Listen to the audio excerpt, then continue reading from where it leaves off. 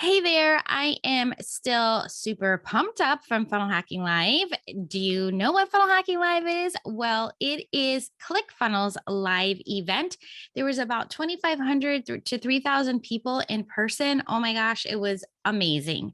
The first live event, I should say in-person event that I have been to in over a year. I think it's been about 18 months, like crazy, right? It was felt so good to get out and just be surrounded by these thousands of people listening to the live music, and like just feeling that vibe and being totally focused on your business, your vision, and hearing from others and what they've done to see what's possible is like amazing. I am telling you, if first of all, if you've never been to a live event, you need to get to one.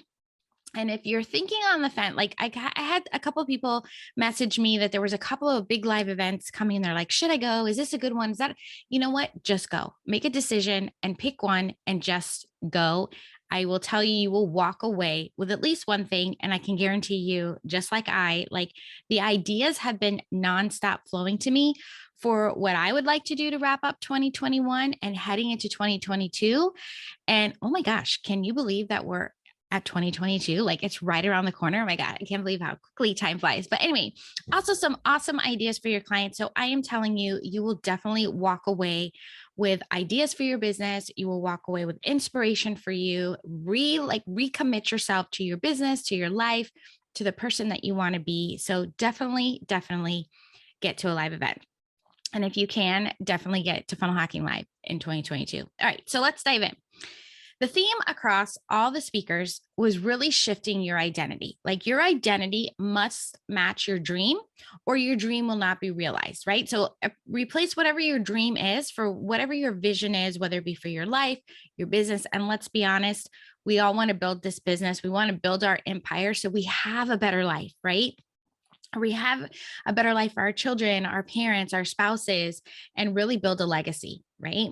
So this all comes down to when we're talking to shifting your identity is like, who do you have to become in order to realize this vision, right? So what excuses are you making for not getting the stuff done or doing something that you know that you have to do?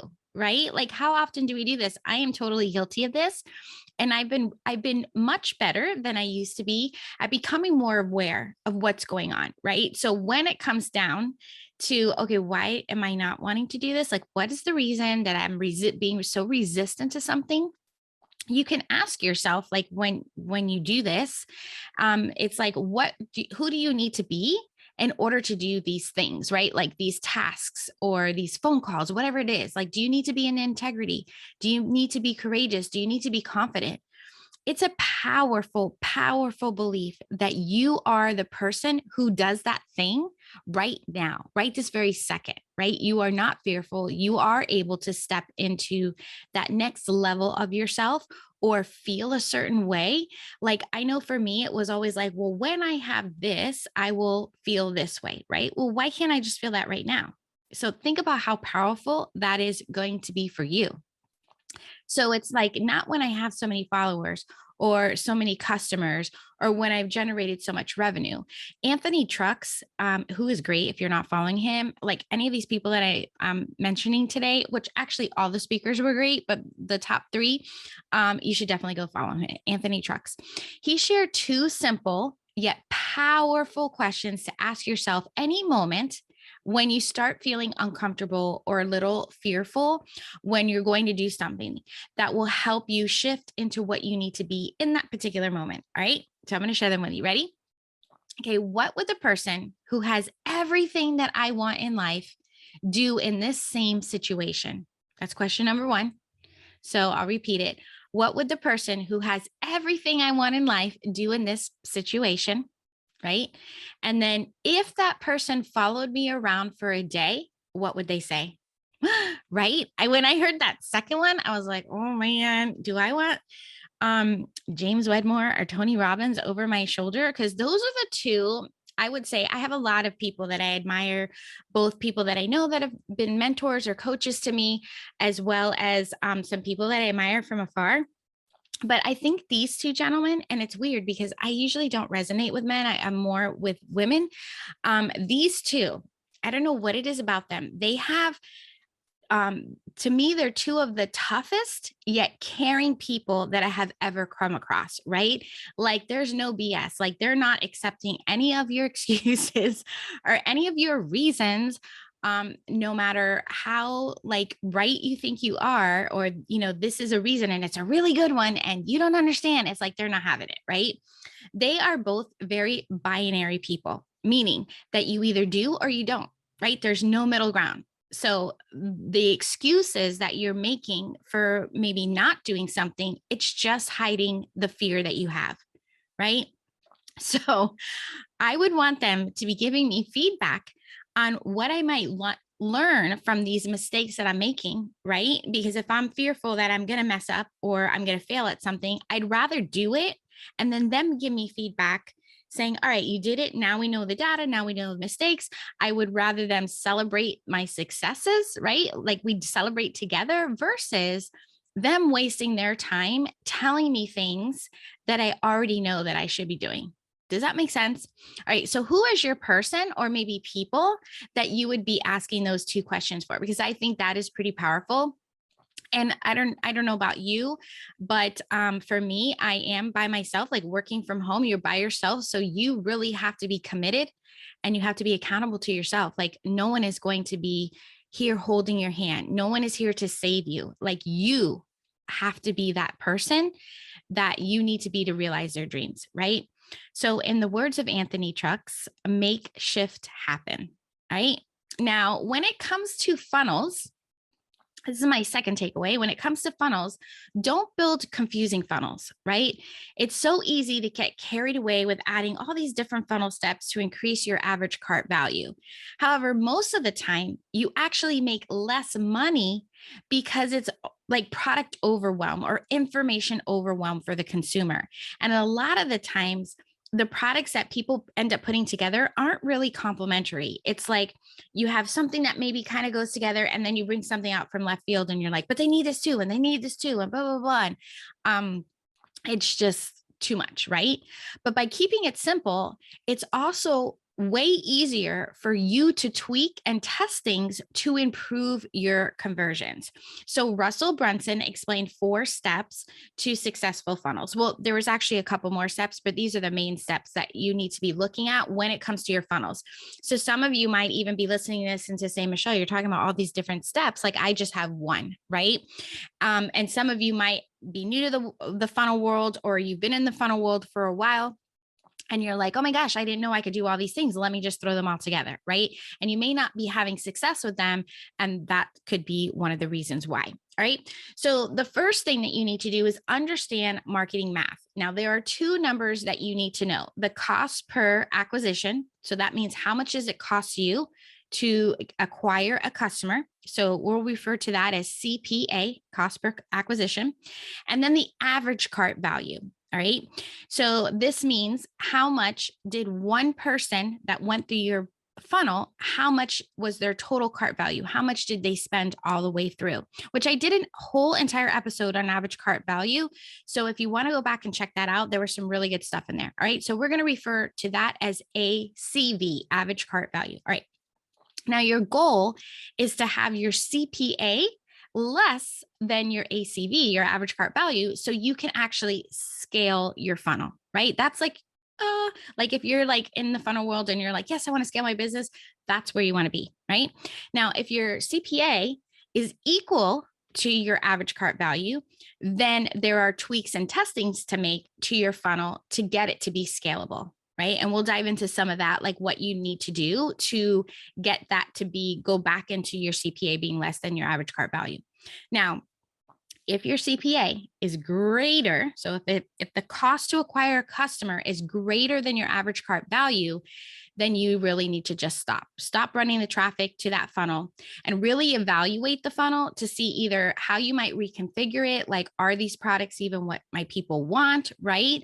How you can do something to it, or just scrap it, in all honesty, right? Because you're just basically losing money because it's costing you so much money to acquire this customer that you're not, your funnel is not bringing enough money.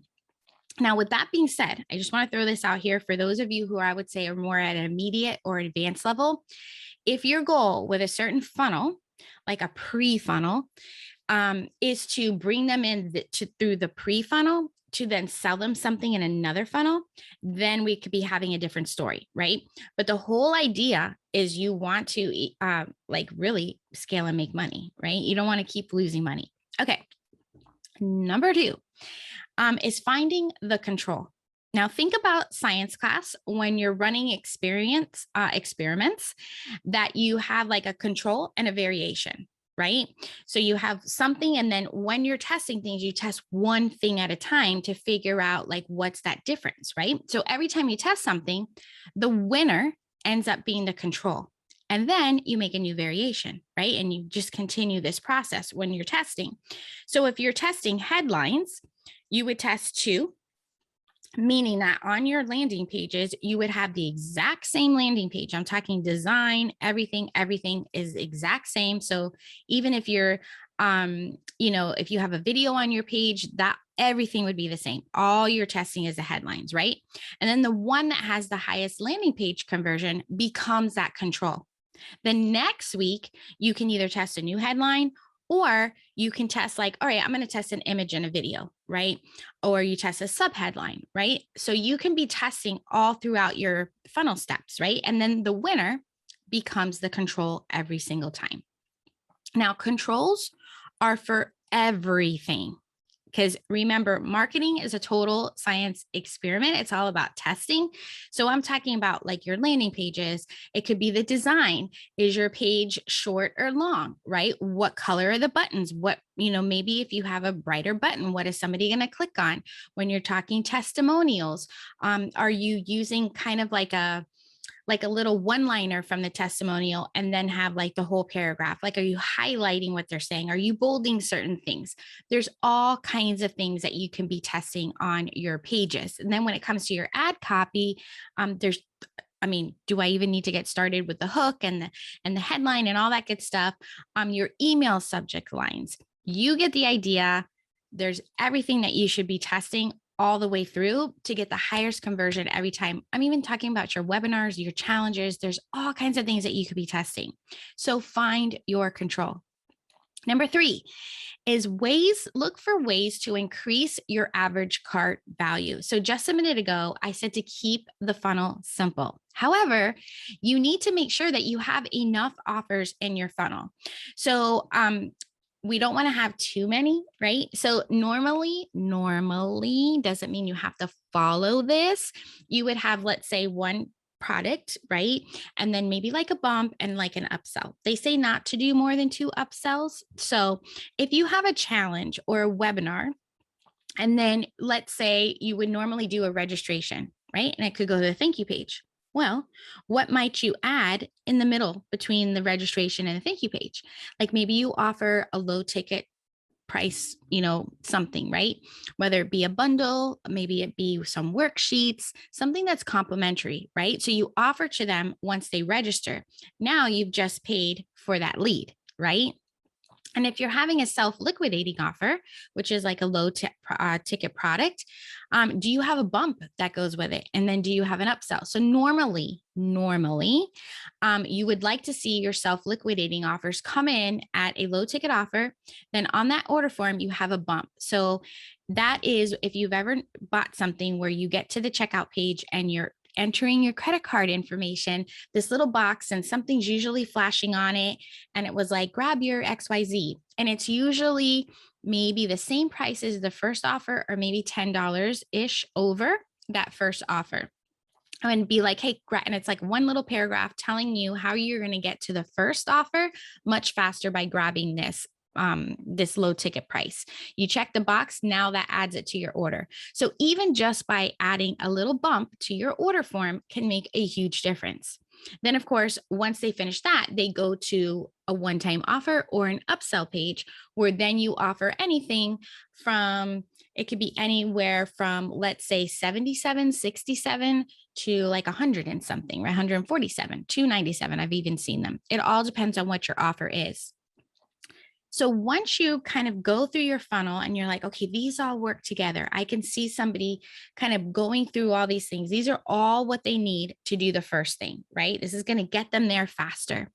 So figure out then what the potential earnings if somebody bought all the way through the funnel, right? So it would be like they bought offer one, they bought the bump, and then they bought the upsell. What is that total, right? Now you want to figure out how might you increase it. So maybe you do add a new offer, right? So maybe you add one more upsell to it. Okay. Maybe one of the offers that you have in there is a recurring offer. So think about that for a minute. If you have, let's say, a self-liquidating offer, right? You have something low ticket, you have the bump, and then maybe the first upsell or the second one is a monthly membership, right? So maybe that ends up being like $97 a month, right? And then you offer them something else for, let's say, 147. I don't know. But not only did you increase that average cart value, now you've created recurring revenue for that $97 that will continue on and on. All right. So this is kind of where I want you to be thinking bigger picture. I want you to be thinking like, and if you don't have something, I'm not telling you to go out and create a whole new membership. Don't get me wrong. If you have something in place or you've been pondering like, should I put this together? Do some market research and see if people would want it. And then why not test it? Right. So don't offer too many upsells. Like I said, I mean, I've been through some funnels where I'm like, wait a minute, is this thing going to end? Like, oh my God, I just want to get out of here. Right. Have you been through one of those? I don't know. The other thing is that you could add like a VIP offer to your sales page. Okay. Or maybe you have more options like on the upsell page, maybe you add a bump there. Right. So there's all kinds of ways that you can figure it out. Even if you have like on that no thanks link, maybe you add either a pop-up to a downsell or it goes just to a downsell, right? And remember, your downsells can be like a payment plan. So let's say you offered something for, I don't know, $297. And then they're like, I don't know if I could swing the $297. Then maybe you offer two payments for that, right? Or you would just offer a lower priced item from the downsell, right? There's so many ways that you can do it. So just make sure that you're kind of looking at this. Thank you pages. Thank you pages is also a great place where you can possibly have an offer wall. So if you don't know what an offer wall is, it's like when you land on your page, it's like, hey, thanks, whatever, your email's on the way, whatever it is. And then you have like other products that you have there and they're just there. It's not really selling them. You probably have like a graphic or something showing them there, but it sparks the idea. So I've seen this in a couple of ways. I've seen this as, let's just take ads, right? So let's say I'm selling something that talks about targeting, right? Your audience. Then on the thank you page, maybe I have something else in there that talks about iOS updates, right? Or talks about like how to write ad copy. So it's complementary products, right? But I only was initially offering target. Then they're like, maybe I do need to learn how to write my ad copy better. And then they might just look at it and then go through that funnel. Okay. I've also seen things where it's not really complimentary, but it's something that your people would want. So you're going to hear this and you're going to be like, that's so random, Michelle. But maybe like let's just say you're targeting women and I don't know, you take them through the funnel, whatever your product is, and then maybe you have something where you have jewelry or you have stuff to decorate your office or something like that women would like, right? And you're just showing it there and then they could take it or leave it. Okay. So they're just a couple of ideas. Now, right now, mark your calendar for you to take some time to really focus and sit down and review your funnels and really figure out like what is going on, where's my control, what is my average cart value, and what might I do to increase your average cart value. Okay, so think about that.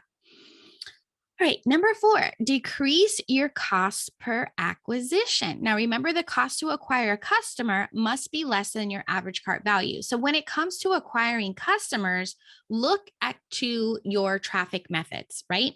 How many ads are you testing? How often are you swapping them out? Like, are you letting ads run super duper long? You're like, oh, I'm good on the frequency, like all is good, leads are coming in, or are you swapping them out, right?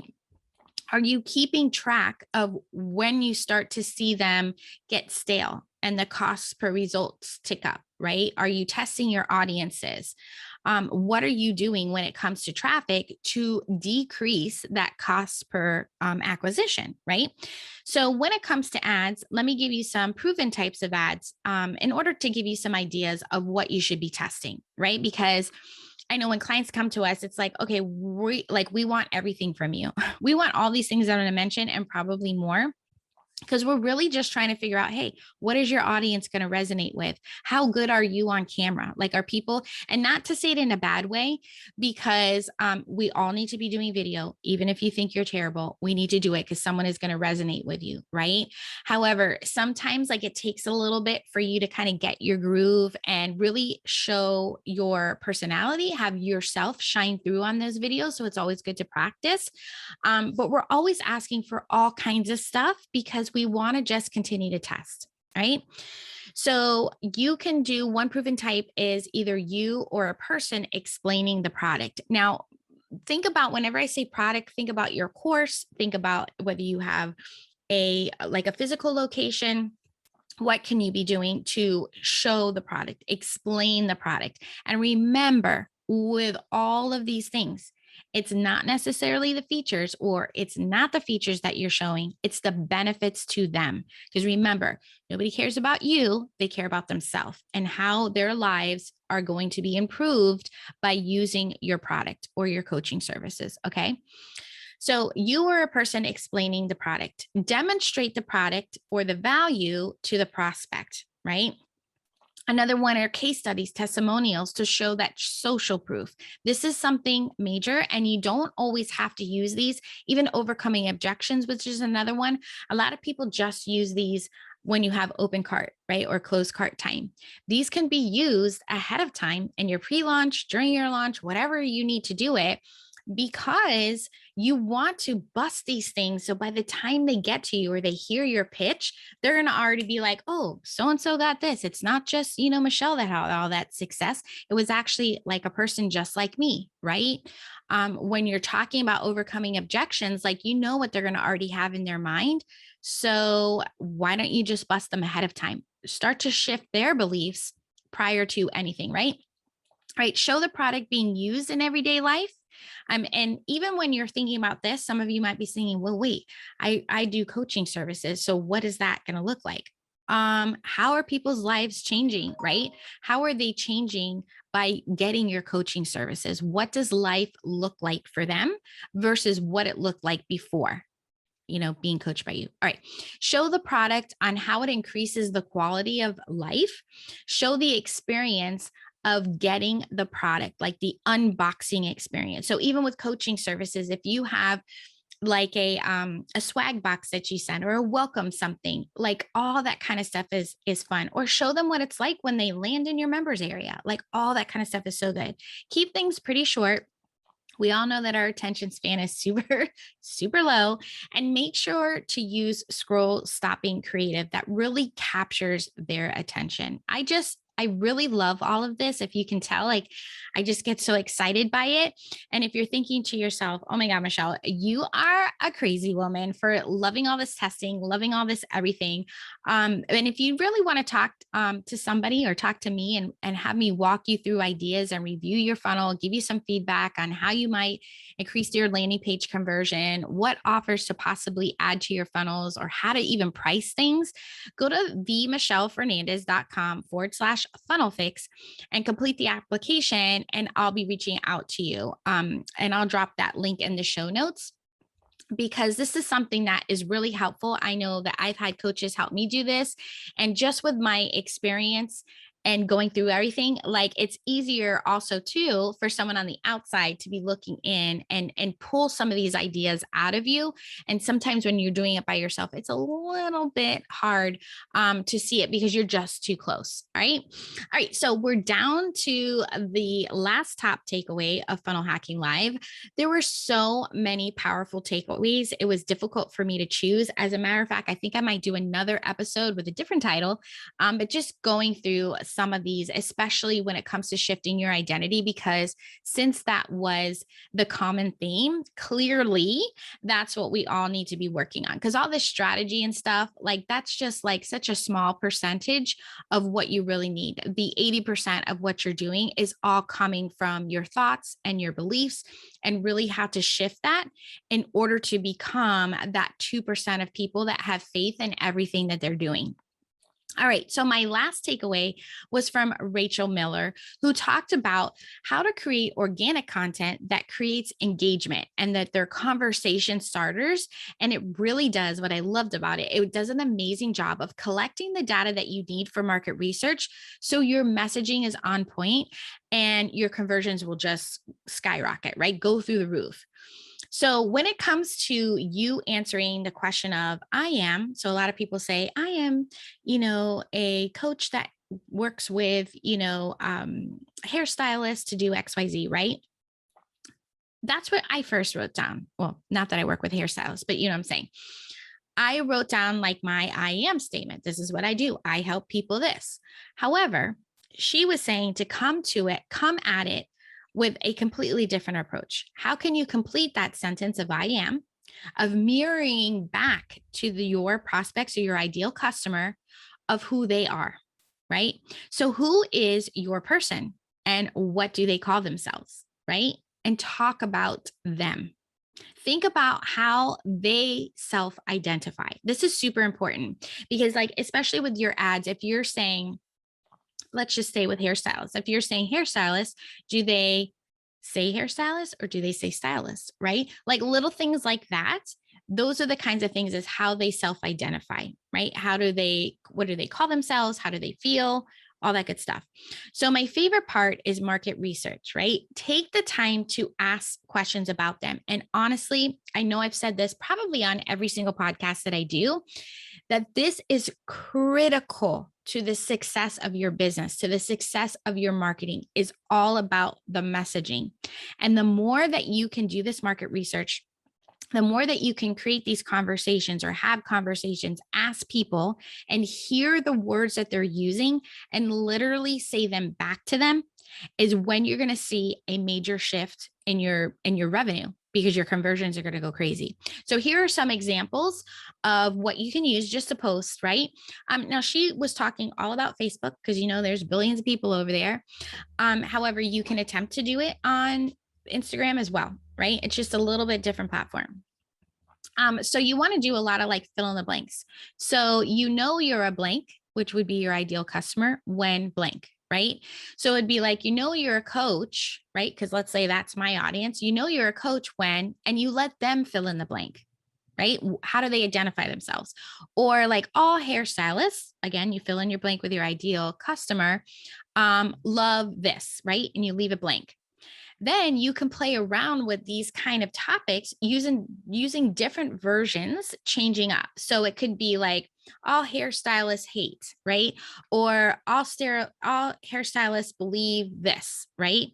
Or all hairstylists desire this, right?